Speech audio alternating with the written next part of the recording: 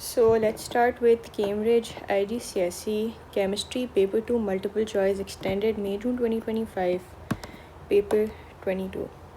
So let's get started. An ice cube melts. Okay, what happens to the molecules of water in the ice cube? Okay, so we have to talk about the molecules of water that are in the ice cube when it melts. Okay, they evaporate. If the molecules evaporate, these are the molecules O and H and H. If the molecules evaporate somehow, what will happen is that they're going to turn into a gas. They dissolve. Melting is not dissolving, they gain energy and they lose energy. So when the molecule is in an ice cube, it basically has a lower energy. Why? Because the temperature is low. So it is on a lower energy level, and when it gains energy, it turns into a liquid. So basically what's happening is the water molecules in the ice cube, they're absorbing energy from the surroundings, they're gaining energy, and then they're converting into a liquid. So which makes option C the correct. A sample of liquid X is heated to a temperature above its boiling point. Okay, what will happen is that when it's heated on a temperature that is above its boiling point, even after being converted into a gas, the molecules are still gonna gain energy, meaning their kinetic energy would increase. They'd still move faster and faster even though they're in a gas. X is then cooled so that it condenses and then freezes. Okay, first it has to condense, it has to turn back from the gas into a liquid, and then it has to freeze, which means it has to turn from a liquid back into a solid. Which graph describes the change in temperature of X over time? Okay, so first we have to what do we have to do? We have to increase the temperature and boil it. Let's do it. Over here we can see temperature increase, and the flat line tells us it's boiling. Over here temperature increases and then it's boiling and then decreases. But there's a very important line written over here that X is heated to a temperature above its boiling point. That means that after there's a flat line, there should be an increase after the flat line. Why an increase after the flat line? Because we're heating X not only to its boiling point, we're heating it above the boiling point. Okay, these two are correct, and this one is definitely wrong, and this is also correct till now. Okay, and then what we have to do, X is then cooled so that it condenses and then freezes. So our last point should be condensation and then freezing. So over here we are cooling it, but then again it's going up. No, we cannot go up, you have to only go down. Option A shows us it's going down. Option D shows it's going down. So what is it going to be, A or D? It also shows condensation and then it shows freezing. This also shows condensation and then freezing. You have to remember this point, that at the temperature on which a liquid boils, on the same temperature it's going to condense. For example, if at 100 degrees Celsius water turns from a liquid to gas, at 100 it will turn from a gas to a liquid. So this has to be constant on the same temperature, just like the melting point and the freezing point are the same. At 0 degrees Celsius, what will happen is it's going to be a flat line, so you can't change the temperature of the flat line. So it's going to be option number D. Which row gives the number of protons, electrons, and neutrons in an atom of zinc? Okay, let's check out the periodic table for this. We're talking about zinc. This is zinc. It basically has 30 protons. 30 minus 65 are going to be the neutrons. So let's do 30 minus 65. They're going to be 35. So they're going to be 30 protons, 35 neutrons, and 30 electrons. Because we're dealing with an atom, it has to be neutral. So there must be equal number of protons and electrons. Which particles have the electronic configuration 288? An argon atom. Yes, you check the periodic table, argon is 18. Al3 plus. Aluminum is Al13. 3 plus means it lost 3 electrons, so it should be then 10 electrons. That's the electronic configuration of neon, not argon. Sodium ion. Again, sodium is Na11. Plus 1 means it lost 1 electron, so it has to be 10 then, and then it's going to be neon. A chloride ion, yeah, chlorine is 17. So when it gains 1, negative 1 means it gains 1, it's going to be 18 electrons, and that's going to be argon. So it's 1 and 4, which is option B. An element of Q has two isotopes. Their relative masses and abundances are shown. Okay, this is mass, this is abundance. Mass, abundance. What is the relative atomic mass of the sample of Q to 3 significant figures? That's easy. You just take this mass multiplied by the abundance, 238 multiplied by 66. Then you add in it the mass of the next multiplied by the abundance of the next. 244 times 34, and then you divide this entire by the sum of abundance, which is 66 plus 34. It's going to be 100, and the answer is going to be 238 multiplied by 66. Let's do it. 238 multiplied by 66, whatever the answer is, plus 244 multiplied by 34. 244 multiplied by 34, and whatever my answer is, I'm going to divide it by 100, and I get 240.04. Okay, 240.04. If I round it off to 3 significant figures, this is my third significant figure, so it's going to become 240, which is option number A. Which statement about silicon dioxide is correct? It conducts electricity because it contains delocalized electrons. It does not. It resembles the structure of diamond, hence it cannot conduct electricity. It is a giant covalent structure with each silicon atom bonded to 4 oxygen atoms. Yeah, that's correct. Each silicon bonded to 4 oxygen, and each oxygen bonded to 2 silicons. Just learn it. It is a simple covalent. No, it's not simple. Its structure similar to that of graphite. No, not to graphite. It is similar to diamond. Okay, 165 gram. Okay, we have some moles over here. 165 gram of zinc reacts with 32 gram. Okay, that's the mass of zinc. That's the mass of sulfur. 97 gram of zinc sulfide is produced. 165 gram of zinc reacts with 40 gram of sulfur. The mass of the zinc sulfide produces still 67 grams. Okay, what's happening is that even if you increase the amount of sulfur, the mass of your product is not increasing. Okay, we have zinc and we have sulfur, and we form ZnS. Okay, now what we do is that we increase the amount of one of the reactants, that is sulfur. I increase the amount of my sulfur, and my zinc is still there. It's constant, but still the amount of product that I formed is not increasing. This shows that this increasing it does not increase my yield. This means zinc is the limiting reactant. That means the amount of my product is limited by the quantity of zinc I have. If I increase zinc, I can increase my product, because increasing sulfur is not increasing it. That means sulfur is in excess. Which statement explains this observation? Some of the zinc sulfide evaporates. No. The reaction rate is slow. No. The reaction stops. No. Zinc is the limiting reactant. Yeah, zinc is the limiting reactant, because of zinc the reaction is limited. If you increase zinc, the yield is going to increase. Aluminum reacts with iron 3 oxide to form aluminum oxide and iron. Which chemical equation for the reaction between aluminum and iron 3 oxide is correct? Okay, so what you have to do is you first need aluminum and make it react with iron 3 oxide. So iron 3 oxide is going to be Fe2O3. This is not Fe2O3, this is not Fe2O3, this is Fe2O3, this is Fe2O3. Now let's make aluminum react with Fe2O3. What's going to happen is, you know, that aluminum, because it's more reactive than iron, it's going to replace iron and it's going to form AlO3 plus AlO3 plus 2Fe. So option number D is correct. Why 2Fe? Simple balancing equation. The concentration of a solution of aqueous sodium hydroxide is this. Which mass of sodium hydroxide is used to make this? Okay, so what you have concentration of sodium hydroxide, you have volume of sodium hydroxide. Just find out the moles of sodium hydroxide. After you found out the moles, it's easy, then find out the mass. Okay, let's do it.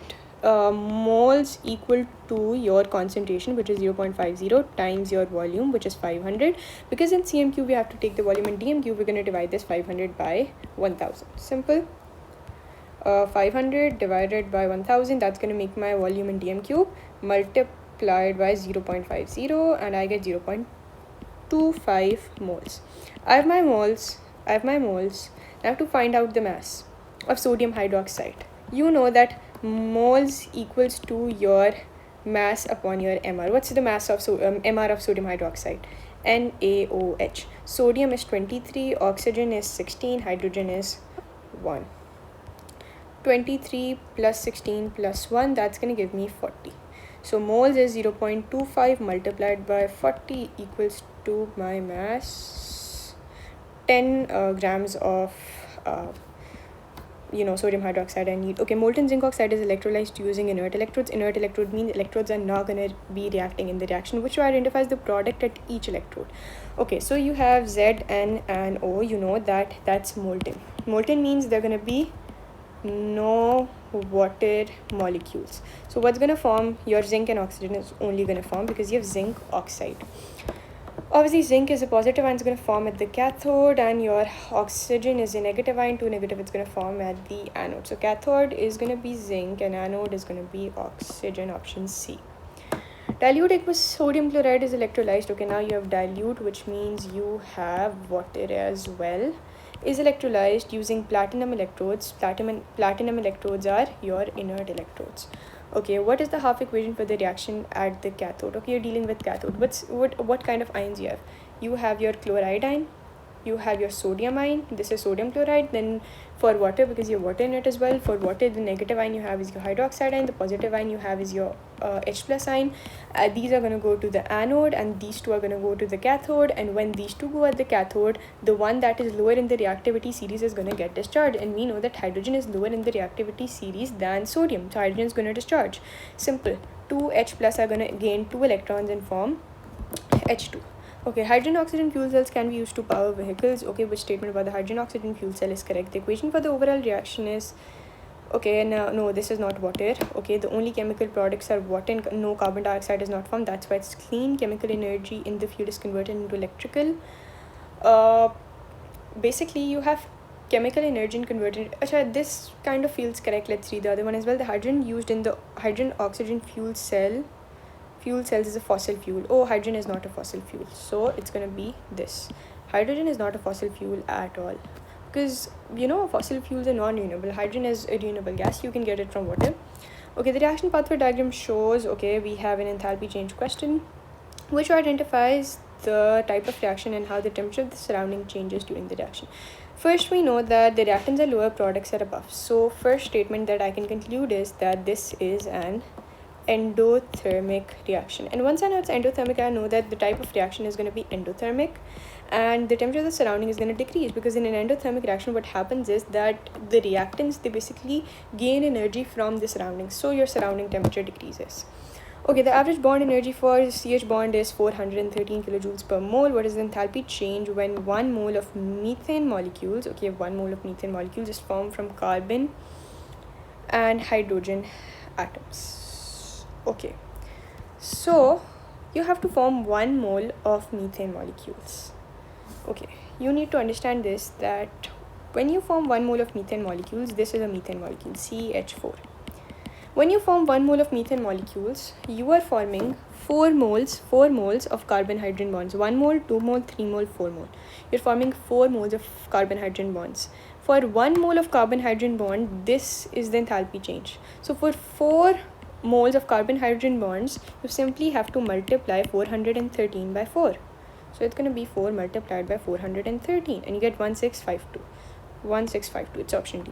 Which statement describes the effect of adding a catalyst to a chemical reaction? It lowers the activation energy, increases the rate of the reaction. It does not change the direction in which the reaction proceeds. The activation energy of a reaction is increased. No, it's decreased. If you increase the activation energy, it's going to be slower, the reaction. The enthalpy change of the reaction stays unchanged. Let's see towards it. The frequency of collision between the particles is decreased. No. The kinetic energy, no. It's going to be option number B. The enthalpy change of the reaction stays unchanged. What just happens is that the reaction happens a bit quicker. You don't change the amount of heat or anything, it just happens quicker. Okay, which row describes the conditions used to manufacture of sulfuric acid by contact process? It's going to be vanadium oxide. Pressure is going to be, we need to consult the Cambridge syllabus for this. Syllabus chemistry IGCSE. So go to your syllabus, check out your enthalpy changes and in which you're going to find, this is chemical energetics chapter. Over here you have everything you need for your chemical energetics. This is your reversible reaction and equilibrium, and over here you have your sulfur dioxide. State the simple equation for conversion. Okay, then we have stated it. State the typical conditions for sulfur dioxide. You need 450 degrees Celsius temperature and 2 atm pressure. So pressure, obviously it's going to be high because you're increasing the pressure, and temperature is also going to be high. So it's going to be pressure low, high. So say, yeah. So pressure is going to be low, temperature high, because temperature is more higher than the pressure.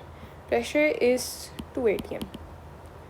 It's fine. It's 2 atm is still lower compared to iron, which is 200 atm. This is very high. So let's option D. Okay, which equation shows the underlying species acting as a reducing agent? Okay, so what should happen to a reducing agent? A reducing agent should itself get oxidized, and when it will get oxidized, it's gonna lose electrons. So let's see which substance is losing electrons. Okay, iron over here, the oxidation state of iron is a 3+. Over here for iron, the oxidation state is 0. So for 3 plus to 0, are you gaining or losing? You're actually gaining. Over here iron is 0, over here iron is a 2+. Over here what's happening to iron? It's losing 2 electrons. It's going to be 1, and then over here iron is 2+, and over here iron is 3+. So from 2+ to 3+, you are losing. Your oxidation state increases, that is oxidation. So it's going to be 2 and 3, which is option C. A farmer incorrectly adds 2 substances to the soil at the same time. They react together to form a gas which turns damp. Okay, what did the farmer add? Simple. He just added an alkali to basically reduce the pH, and then into the alkali, he added his fertilizer. So fertilizer contained ammonium and alkali contained hydroxide, which produced your ammonia gas that will turn damp red lips. What are the two oxides? A basic oxide and a potassium salt, no ammonium salt. Ammonium salt and basic oxide, you should know they react to form ammonia gas. Which row shows the equations for the dissociation of hydrochloric acid and ethanoic acid in... Okay, this might be tricky for some people. Hydrochloric acid is a strong acid, so this is a partial dissociation which cannot take place. The dissociation has to be one-sided only. This partial dissociation basically takes place when you're dealing with weak acids, not strong acids. For ethanoic acid, is it ethanoic? Yeah, it's going to be C3COH. It's going to dissociate into... Yeah, for ethanoic acid, it has to be a partial dissociation because it's a weak acid, so you should know this thing. So it's going to be option number A. Which 3 oxides are all acidic? No, yes. You just need to find out your non-metallic oxides because they're going to be all acidic. The table shows some properties of noble gases, okay? Which row predicts the density and the boiling point of krypton? Okay, what's happening is that your density is increasing as you go down. So from 0.2 to 0.9, okay, it has to be less than this. Okay, let's then remove this. Less than.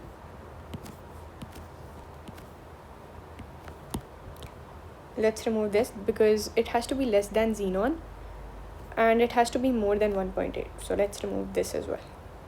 Okay, now we have only 2 options. It's going to be easier. Okay, down the group, the boiling points, what's happening? They are increasing.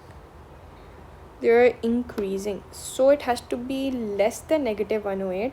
This is more than negative 108. It has to be not this as well. Not this as well. It has to be negative 153.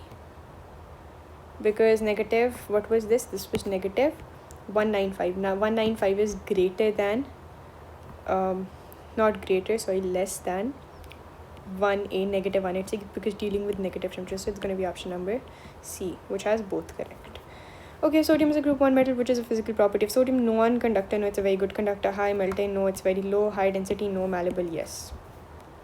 Okay, tennessine, atomic number 117, is manufactured element that is below astatine in group 7 of the periodic table. What is the expected state of tennessine at room temperature and pressure? You should note down the group. What happens is you have fluorine, chlorine, bromine, iodine, astatine. What happens is that when you're moving down the group, your melting boiling points increase. Your physical state, it basically changes from this is a gas, and then at last your iodine and astatine, they're solids, and your bromine is a liquid. So you can see that you're changing from gas to liquid to solid. So what's going to be that of tennessine? It's going to be obviously a solid, because they're talking about the physical state. What is the expected state? For state, you have to write solid, liquid, gas. Okay, when chlorine is bubbled into aqueous sodium bromide, which is, okay, NaBr, when chlorine is going to be bubbled, you know it's going to be a displacement reaction. You have chlorine and you're adding it into sodium bromide. What's going to happen is sodium chloride is going to be formed and bromine is going to be displaced. So this is definitely a redox reaction. Chlorine displaces bromide. That's correct. You're going to have a bromide ion and chlorine, sorry. Where is chlorine displaces bromine? No, chlorine displaces bromide. This is a bromide ion. It's a -1 ion when it's with sodium, and chlorine is all alone. So this is called chlorine. Over here, chlorine is -1, so it's called chloride. Whenever a halogen has a -1 charge, it's a ide. Chloride, bromide, iodide, whatever. Okay, brass is an alloy of copper. We know it. It's made up of copper and zinc. Which statement about brass or copper are not correct? Brass do not conduct electricity because it's... No, it does. It's not a compound. Copper conducts electricity because of its atoms of... No, not atoms, electrons. Brass is harder than copper because its layers of atoms cannot slide away. Yeah, that's why we basically make alloys, to make them harder and stronger. Okay, now we have the ionic equations for some reaction between metals and aqueous metal ions are shown. These are basically displacement reactions. So because copper is more reactive than this silver, so what's going to happen is silver is going to lose its because it's already lost one electron. What's going to happen is that copper is going to give its one electron to silver. Silver is going to then convert back into proper silver, and copper is going to form a 2+ sign. It gave its one electron to one silver, other electron to another silver, and we formed 2 silver. Okay, which further information can be used to place copper, magnesium, silver, tin, zinc in order of reactivity series? Okay, let's see which further information we need. Firstly, we know silver is going to be below copper. Then we know that magnesium and zinc, because magnesium can replace zinc, magnesium is going to be above zinc. And then we know that Sn is above copper, so Sn is above copper. That's all I guess we have. Zinc reacts with Sn2+. So which further information can we use to place? Okay, abhi tak there is no reaction of zinc and Sn, but that's not what we need, because we know that if Sn can displace copper, it is more reactive than copper. If it's more reactive than copper, and zinc can also displace copper. Okay, let's see towards this thing. Copper does not react with, that's incorrect. Magnesium reacts with, okay, magnesium reacts with Cu2+ ions. Magnesium reacts with Ag+ ions. If magnesium reacts with zinc and zinc reacts with copper, and then copper reacts with Asha, we know that magnesium reacts with Ag+ ions. It should, but that's not what we need. Why? Because we need zinc reacts with Sn2+ ions. There's no reaction of zinc with Sn2+ ions. That correct, but if we know, yeah, I guess it's gonna be option A. That's what I think. Let's check out.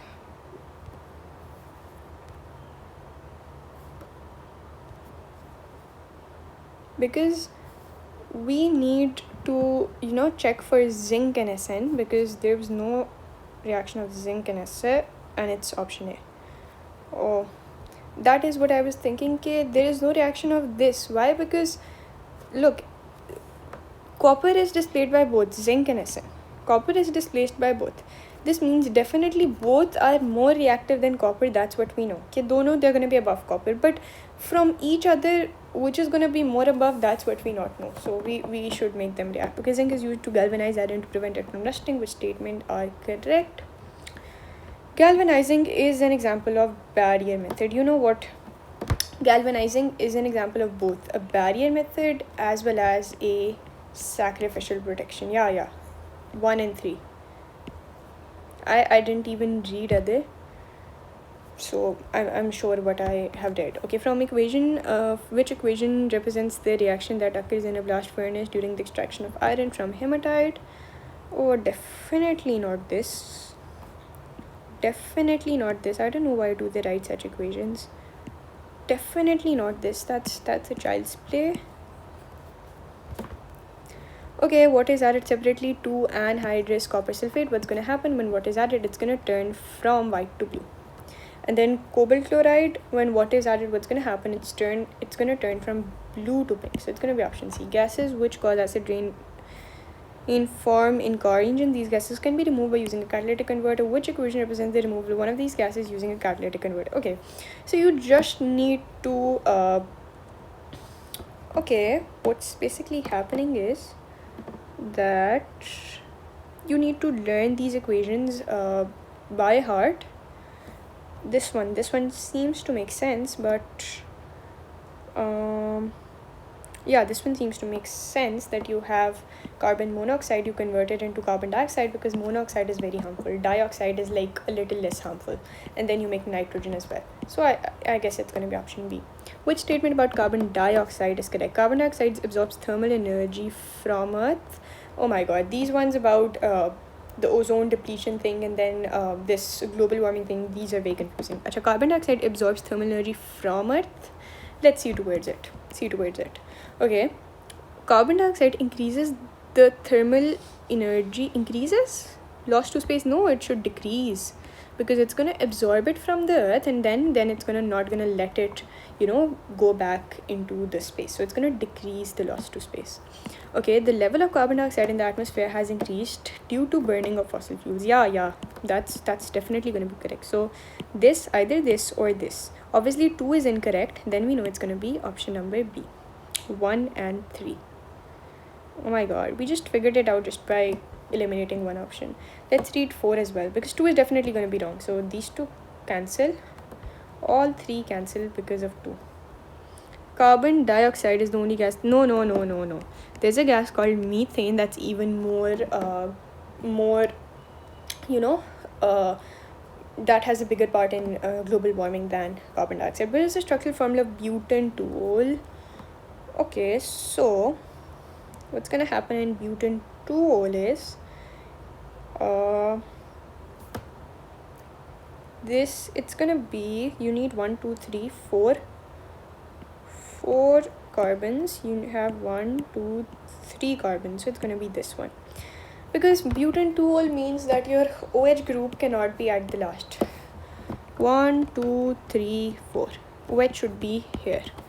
These are all hydrogens. So this incorrect, this incorrect. Firstly, because it's butanol, carbons cannot be 3, they need to be 4. So it's option D. Easy. Okay, methanol reacts with ethanoic acid to form an ester. Okay, you have a alcohol and then you have an acid. You're forming an ester. What is the displayed formula of the ester? Okay, you have methanol, and you have ethanoic acid. Easy. You just have to figure out the functional groups like this. This one is gonna be the acid part, and this one is gonna be your this one, sorry.